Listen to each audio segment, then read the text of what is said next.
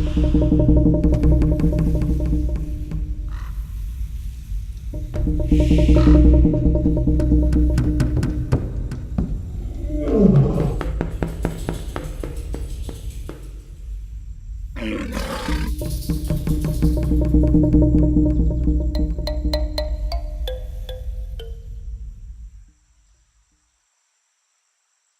you want to understand why mountain lions are the way they are, you really have to understand the kind of world they lived in for most of their evolutionary history. And a friend of mine, John Byers at the University of Idaho, I think really made a compelling case for the importance of looking at that evolutionary context for understanding why animals are the way they are. For example, he looked at pronghorn and was really puzzled by these animals that were essentially overbuilt for any threat they could conceivably face in the here and now, other than a man with a large caliber firearm. You know, why do we have this animal, this ungulate, that can run as fast as it can, as far as it possibly can? And he wrote a book called American Pronghorn: Social Adaptations and the Ghost of Predators Past. And the argument that he made was, pronghorn are the way they are because we once had a cheetah in North America, the American cheetah, which is actually an example of convergent evolution. This cheetah is not directly derived from the cheetah in Africa. It's actually most closely related to the mountain lion. But it's a mountain lion that became cheetah-like because there was something for it to eat, pronghorn. And there were several different species of pronghorn during the Pleistocene. So anyway, a classic case of where if you want to understand pronghorn, you've got to understand what was happening during the Ice Ages. So let's start then in looking at mountain lions. And I think, well, to make clear why I'm dredging into the past, you need to understand what really makes a mountain lion, what makes it unique, what makes it different from any other predator that we have running around in the world these days, or even for the last 200,000 years. You know, what is distinctive about a mountain lion that we really need to explain? And explain primarily in terms of its evolutionary past. First and foremost, it's an ambush predator, which means that it catches its prey by virtue of sneaking up on them, by getting close, by getting within about 30 yards, which is about as close as they need to ensure that they have a high rate of success in terms of capturing their prey. Typically, they come in from behind and above and use the force of gravity to help them take down whatever it is going to kill. Bite on the neck, or usually in a larger animal, they get in under the throat and will strangle their prey. So an ambush predator. They have obvious adaptations to that kind of life. Like just about every other cat, they have very large feet on large, strong limbs with retractable claws that facilitate grabbing hold of their prey in the process of taking it down. And then they've likewise got very large canines that can be used with great efficiency to either break the neck or to accomplish a stranglehold. And also then what you need if you're going to be using your large canines strategically and tactically is you have to have a skull that's massive enough to anchor the very large temporal and masseter muscles you need to bring down those canines in a powerful bite. So you have a very characteristic kind of skull with a short snout, which means that you can really, really crank down on whatever you're trying to kill or eat. And think of this in contrast to a canid skull, where you have a long snout. They typically have a much less powerful bite. They're also cryptic, which means they're very secretive. You don't often see mountain lions. They tend to be night active, and sort of to illustrate the extent to which they're night active, I have some data up here. This shows the time of day using military time. So we're starting at midnight. This is about midday. We're back to midnight here, or near midnight. And the height of these bars correspond kills of large prey, these green bars, and small prey by time of day. And so you can see that they make most of their kills in the evening hours or at night, which corresponds very closely with when they tend to be active. So they're using night, the cover of darkness, to get close to their prey and make their kills. They also rely on forest cover or the cover of rocks and terrain to get close, to where so that they can get within that 30-yard range to where they can be close enough to make a kill. When you also think about cryptic, what comes to mind for me is not only keep making themselves secretive, staying out of sight, but also making sure that things don't find whatever they've killed. And to make sure that they minimize the odds of something else finding their kills, it turns out that mountain lions will often drag what they've killed, and these are the drag marks of the hooves of an elk calf. They'll drag kills as far as, say, 300 yards. And then once they've gotten to a secure place, then they'll bury it. And you can see here the legs of an elk calf, partly buried. So they're going to great pains to make sure that that whatever their kills they've made will not be detected by virtue of odor primarily. It also is about trying to preserve the edibles, so they'll have a chance to spend the time to eat whatever on the kill. But this is all about trying to minimize sort of their presence in the world, either by virtue of, physically, by virtue of odor, by virtue of any kind of presence of their kills. Another really important feature of mountain lions is their adaptability. In other words, they are not reliant on any particular prey species. They can subsist on any number of prey items. And as evidence of that, mountain lions are one of the most widespread species in the Western Hemisphere.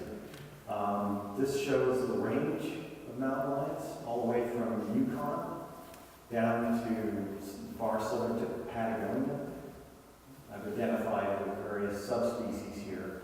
And sort of looking forward a little bit in the talk, it's interesting that all of the cats of North America are of a single subspecies. And this is, the people who work with genetic data would suggest that all of the cats in North America originated from a few colonists from South America. And that, in fact, cougars in North America were extirpated at the end of the last ice age. So there were cougars were present, they were extirpated, and then they recolonized coming from the south, which is why we have a lot of, not very much genetic differentiation here. But anyway, when we look then at what mountain lions kill, it's incredibly diverse. In the far south, they're killing guanacos, European hares, which are introduced prey species, typically smaller prey. You get to central South America, and they kill all these little bizarre small amulets like poodoos and brocket deer, capybaras. You get up to Central America, you start seeing something a little more familiar like javelina, white-tailed deer, and these little guys, koala monkeys. And finally, in North America, something much more familiar indeed, the various deer species, elk. And in this part of the world, peccaries, javelinas, whatever you want to call them. So incredible diversity of prey. Depending on where they live, they can make a living. Another really important feature of mountain lions is that they are actually quite unaggressive, if not shy. Now, and actually that's really fortunate for us, because it turns out that we are perfect size for lion prey. When you look at what they kill, it's about our size. But it virtually never happens. Since 1890, in all of North America, there have only been 29 people killed by mountain lions. So it's just remarkable how little a threat they pose to us by virtue of their nature, I would argue. Probably a lot of it is genetically encoded. It's very much the case that if they are threatened, they'll run away. Not only will they run away, but they're very likely to try and climb a tree if they can find one. Now it's interesting, the other common large carnivore in North America, the North American black bear, similarly is very shy, unaggressive, and tends to climb trees. So you're getting a picture of an animal that doesn't like to be seen, doesn't like to be detected in any way, shape, or form, and really doesn't pose a threat to much of anything around it, despite the fact that it is a profoundly efficient killer. So you might just take that for granted and say, well, that's just how mountain lions are. I guess I go that extra step to say, well, why though? I mean, why is it that we have a lion like that as opposed to one that's out there strutting at stuff in the middle of the day, making kills and, not bothering to bury them, and, running down people and killing them at every random opportunity? Of course, we can assume that that kind of species wouldn't have survived for us to be observing those kinds of behaviors, but that's part of the point that I'm going to make later on. But still in all, the reasons why I think go back to the kind of world it lived in during the Ice Ages, hence the Pleistocene logic. So to acquaint you or reacquaint you a little bit with the Pleistocene environment, as you probably all know, much of North America was once covered by an ice sheet. There were two major ice sheets at the height of the Ice Ages, the Cordilleran to the west and the Laurentide to the east. And at the maximum, they joined together, and ice extended out into these gray areas here. So a lot of ice. But of more relevance to the story I'm telling is that when you get south of the ice, the world was quite different from what it looks like now in terms of vegetation. Now this, it's really hard to know exactly what it was like based on all the sketchy information that one has to work with to reconstruct vegetation communities, but this is one person's attempt to produce a map of what the major vegetation communities look like in North America at the height of the Ice Ages. We had a southeastern deciduous forest here, this little strip. We had mixed boreal forest here. We had taiga, which is more like what we find in northern Canada right now, here. A little bit of tundra. And in the west, we had a lot of what's called western montane conifer parkland, which probably looks something like this. Even around the Flagstaff area in the southwest, we had vegetation far more like this than what we have now. But very much to the point, in addition to a dramatically different kind of vegetable world, we had something quite different in terms of the assemblage of mammals. We had an incredibly diverse, incredibly charismatic megafauna, including animals such as Savalses or stag elk, 3 different species of bison, including bison latifrons, which had these huge horns, several different species of horses, several different species of camels and llamas. I mean, just try to imagine all of these things running around the Flagstaff environment. Pretty cool. Excuse me. Carry your wife. Mastodons and mammoths. So there's the Columbian mammoth, which was the largest of them all, and then the woolly mammoth. We had, during the Ice Ages, a remarkable 70 species of large herbivores in North America. 70 species, and compare that to the 20 that we have now. So we had a lot of large vegetation eaters running around. So here you have a graph that shows the relationship between the mass of a predator, the size of its predator, and the size of its prey. And as you would expect, there's a fairly strong relationship. All these red dots show a relationship between a predator species and its prey. And there's a fairly strong positive relationship. So one might expect, if you've got very large prey running around, that you might also have very large predators running around. And in fact, that was the case.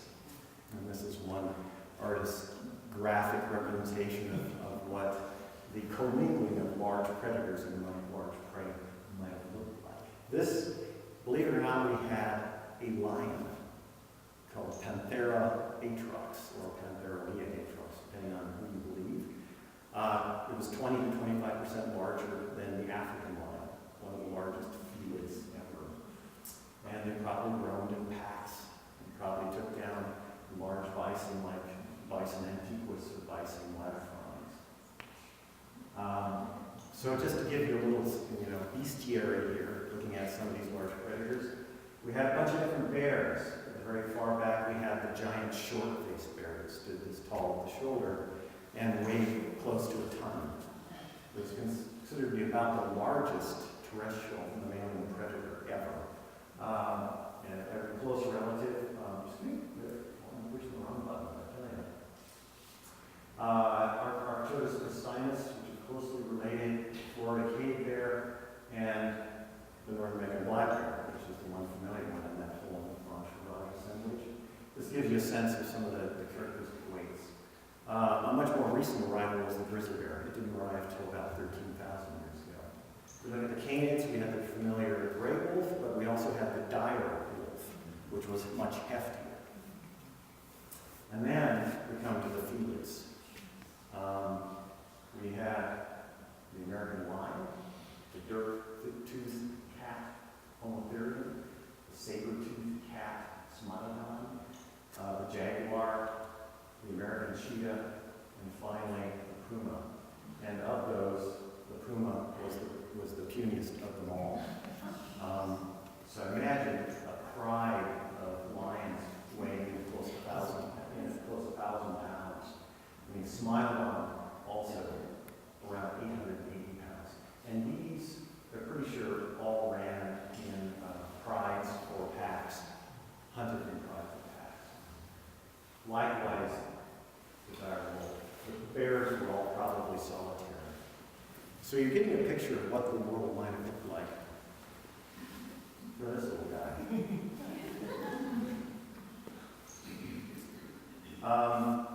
Just to give you a little better sense of the overlap in time between puma concolor and the other species. Here's the puma concolor up here, and showing the duration of its presence as a species, going from the time of origin up to the present, so from right to left. And this is on a log scale, because otherwise it just gets so elongated out this way, you really don't get a sense of what's going on the left side. So this is 10,000 years, 100,000 years, a million years, 10 million years before the present. I've also identified the span of the Pleistocene, 11,000 years to about 2.6 million years in the past. And so you can see that for many of the evolutionary lifespan of many of these large carnivores corresponded really quite tightly with the Pleistocene. These were species of the ice ages. And when you sum them all up, this little guy right here was trying to find his or her way in amongst 11 different species of very, very large animals that no doubt could have killed it at will. So so this is the world of the mountain lion, or the puma, about 30,000 years before present. Trying to make a go of it, slinking around the edges, trying to remain out of sight, hiding up in trees, trying to not become food for all these other large cats and bears. But the world changed pretty dramatically between 30,000 years ago and 10,000 years ago. So here's what we had about 30,000 years ago. Actually, if you include the grizzly bear, more like about 15,000 years ago. And this is what we got left. This just gives you a sense of the magnitude of the loss. All in a very short period of time. And what's also important to note is that these losses were not random relative to body size. What I've done is shown, keep pushing the wrong button. I've shown the median body sizes of carnivores that went extinct and carnivores and herbivores that persisted. So this is median body size of the carnivores that went extinct, median body size of the herbivores that went extinct. This is a median body size of the carnivores that survived and herbivores that survived. The difference is huge.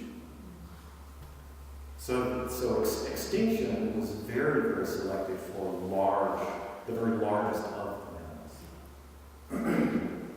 So going back to this relationship again, if all of these guys were going extinct, you would expect consequences for the predators.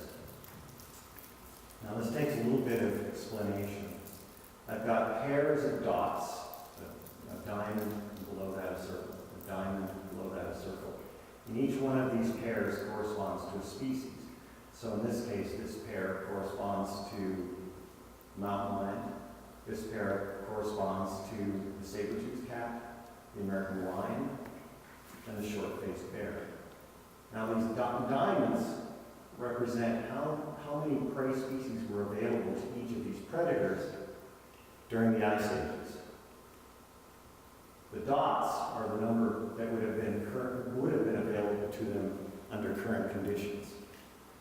So you can see that for these largest predators, they went from where they had during the middle of the ice ages, 10, 11, 7 species of potential prey, down to where they had access to potential only 1, and none for the giant short-faced bear. By contrast, the prey species available to mountain lions dropped from 18 to 7. A drop, but not anywhere near as dramatic as for these larger predator species. So it's pretty clear why these larger predators went extinct, because their prey disappeared. And there's a lot that can be said about why that matters, why a very large predator really can't make it killing very small things. So here's what the world looked like more or less 14,000 years ago. Lots of ice, fundamentally different kinds of vegetation south of the ice sheet, all these strange critters running around. And this is what it looked like a mere 4,000 years later. Incredibly rapid transition. And associated with these major extirpations. In a mere 4,000 years, we lost all of these species, all of these large-bodied species. Now, that's a really interesting phenomenon. If for no other reason, then, if you look at the span of at least the more recent Pleistocene going from 0 years back to 650,000 years, this is a depiction of the glacial periods, these blue areas here, where we had very low carbon dioxide concentrations. So we had recurring glacial periods, and then interglacial periods, where it was warm. Here's the most recent interglacial, which we call the Holocene, or maybe more recently the Anthropocene. The point I'm trying to make here is that we've had lots of interglacials before. And we didn't lose all those species. We had changes every bit as dramatic going on here, here, here, here, here, and here. And we didn't lose all of those species. But we did, right there.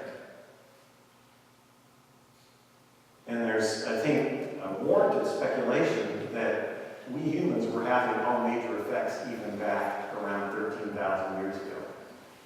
That loss of the megafauna was due largely to the effects of humans and humans killing large herbivores.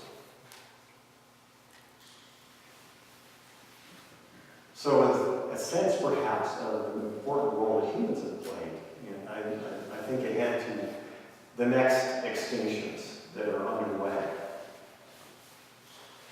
where we're actually in the process of losing jaguars, grizzly bears, wolves, and we're down to basically 2 species out of that incredibly diverse bestiary that we had during the Pleistocene. And again, we humans are much less ambiguously, much more clearly the drivers of these extirpations. No ifs, ands, or buts. And again, if we look at the likelihood of a carnivore species being listed as vulnerable or at risk, so that's a probability We see here again a body mass effect. The bigger the animal, the greater the likelihood that it will be at risk of extirpation. And once you get larger than about 66 pounds, you're at grave risk of being extirpated worldwide. So again, just a parting snapshot. Here's what we had. Here's what we've got. And I think it's testimony to the cougar that it is still so abundant.